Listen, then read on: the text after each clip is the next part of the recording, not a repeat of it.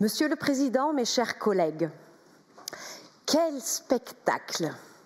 J'ai quelques expériences dans le domaine théâtral, mais je n'ai pour ma part rarement vu une pièce aussi mauvaise. On pourrait en rire, on ne le peut pas. C'est la démocratie qu'on humilie. Hegel disait que les grands événements et les personnages de l'histoire reviennent deux fois.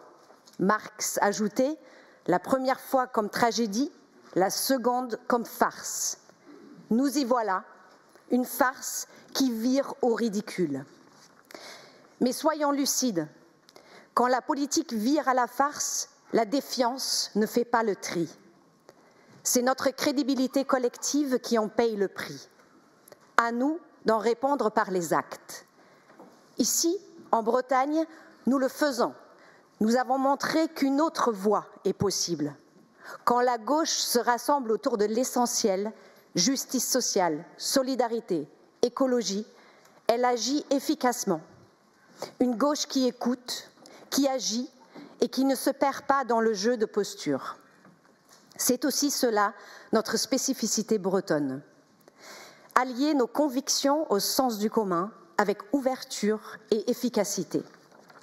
Monsieur le Président, vous avez choisi, et je salue ce choix, d'ouvrir un débat sur la décentralisation. Je partage votre conviction que les collectivités et les élus locaux ont un rôle essentiel à jouer dans cette période politique incertaine, pour peu qu'on leur en laisse la possibilité. Je ne reviendrai pas sur le déni démocratique d'une exceptionnelle gravité dans lequel nous nous trouvons depuis plus d'un an. Tout a déjà été dit. J'aimerais plutôt évoquer avec vous les immenses attentes sociales et démocratiques de nos concitoyens.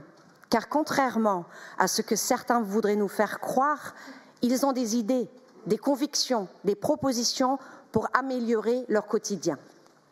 Nous l'avons vu cet été avec la pétition contre la loi du plomb signée par plus de 2 millions de personnes en plein été, ou encore lors des mobilisations de septembre.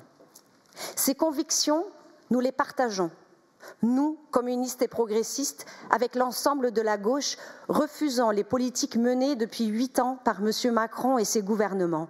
Elles affaiblissent services publics, associations et collectivités et aggravent la crise tout en confortant les profits du capital. Alors que le patrimoine des 500 plus grandes fortunes françaises atteint 1128 milliards d'euros, 2 fois plus qu'en 2017, ce sont encore les salariés, les retraités, les jeunes, les privés d'emploi à qui l'on demande de remettre la main à la poche. C'est un véritable braquage organisé contre le peuple, contre l'État, contre la République, contre la démocratie. On parle souvent de crise du capitalisme. La vérité, il s'impose et il se durcit. En concentrant richesse et pouvoir, il provoque la crise, oui, mais pas la sienne, la nôtre. Crise sociale, crise écologique, crise démocratique. Les puissances vont de la guerre économique et politique jusqu'à l'affrontement militaire pour sécuriser marché et profit. Le repli nationaliste et l'extrême droite servent d'instruments pour faire payer les peuples, et nul continent n'est épargné. Et dans cet affrontement de classes violent, le travail est à nouveau réduit à une fonction de subsistance. Pour la grande majorité de nos concitoyens, travailler ne signifie plus s'émanciper, mais simplement survivre et se nourrir. Nous refusons cette dérive. Sortons de la farce et reprenons la main sur le scénario. La politique n'est pas un décor de théâtre, il change le réel. Et il peut améliorer notre vie dès maintenant. Il y a des solutions et nous les mettons sur la table. Nos priorités ?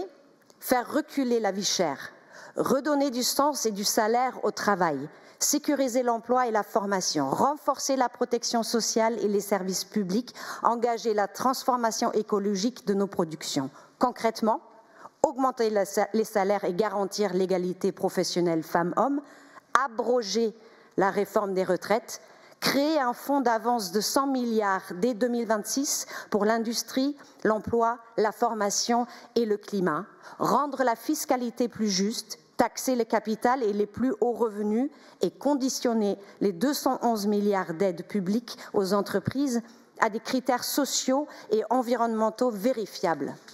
Notre boussole est simple: efficacité économique et justice sociale, la finance au service du pays et pas l'inverse. Et nous en donnons la preuve ici en Bretagne. Quand nous soutenons une entreprise, nous exigeons des contreparties: emplois créés, ancrage territorial, responsabilité sociale. Le pouvoir d'achat est la priorité numéro 1 des Françaises et des Français. Les collectivités peuvent agir. Ici, nous le faisons par exemple avec le premier équipement professionnel, matériel essentiel pour les élèves des lycées professionnels, bleus, ciseaux, gants, boîtes à outils, jusqu'à 300 € d'aide directe. C'est de l'argent public particulièrement bien dépensé. C'est la même logique que nous défendons au niveau national. Argent public, exigences publiques et résultats concrets. Partie des territoires, ce mouvement doit passer à l'échelle nationale. Donnons du pouvoir d'agir aux citoyennes et aux citoyens, aux collectivités, aux salariés et mettons fin à un pouvoir trop centralisé à l'Élysée, soutenu par les ultra-riches et les grands actionnaires. C'est cela l'exigence républicaine. Cette exigence, nous la faisons vivre ici.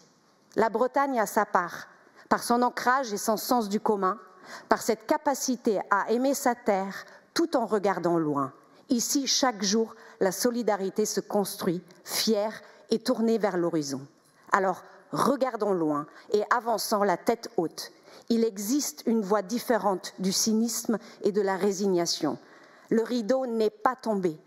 À nous d'écrire ensemble le prochain acte. Merci.